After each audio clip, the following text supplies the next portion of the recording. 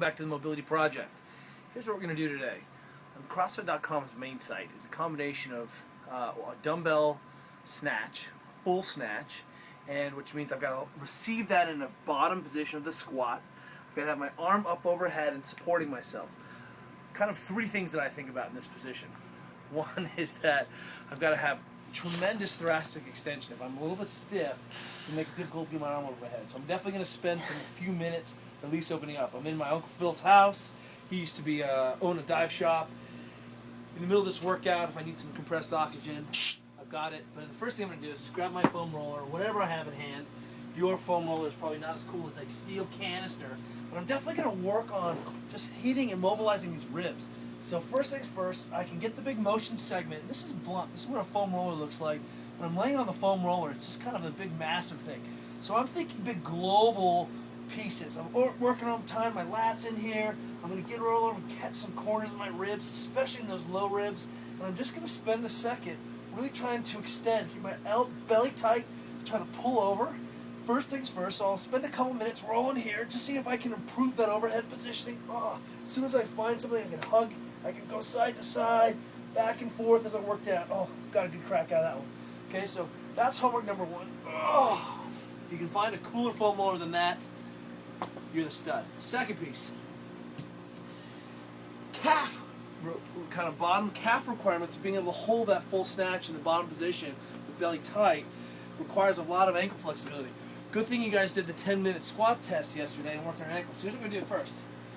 Wind that whole ball of the foot up on the door, belly tight. I want the ball up there. I'm going to press up and bring the hip to the wall. Don't let that foot break down. Pull from the wall, hip up, belly tight, squeeze your butt, press, contract, relax. 2 minutes, and then spend some time kind of working on the ankle range. This is going to be impingy for a lot of you guys, but that's okay. Just got to open up that ankle. Open up the calf, open up the ankle. Second piece, the last pieces. New variation. Start here today, butt to the wall, working on being able to keep the back flat, because this would be the ultimate dumbbell squat snatch position, right? And what we've done in this position before is open up the hips here. One of the things I can do is kind of work my hips back and forth and feel that internal impingement. That internal capsule limits a lot of what my hip is going to do. If I'm limited here, I'll have to drop that foot inside, and then that's going to lead to this position and me coming forward. The knee coming in when that foot turns allows for this kind of resolution or amelioration of torque at the hip. And so by turning that foot in, poof, I solve the hip problem, but I'm in a terrible position. And that's typically what we see. This is not knee over ankle.